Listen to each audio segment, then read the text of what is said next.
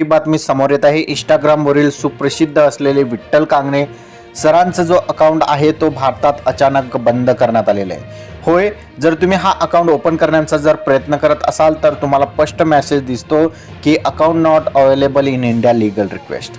म्हणजेच हा अकाउंट भारत सरकारच्या कायदेशीर आदेशानुसार या ठिकाणी ब्लॉक करण्यात आलेला आहे। पण सगळ्यात मोठा प्रश्न असा आहे की हा अकाउंट नेमका बंद का करण्यात आला।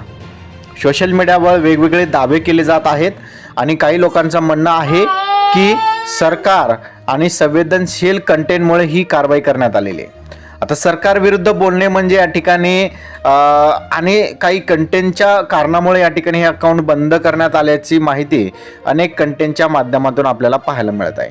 पण काही जण सांगतात की इंस्टाग्रामच्या नियमांचं उल्लंघन झालं असू शकतं, मात्र अजूनपर्यंत कोणते अधिकृत अशी माहिती मोठ्या न्यूज चॅनलच्या माध्यमातून स्पष्ट करण्यात आलेली नाही।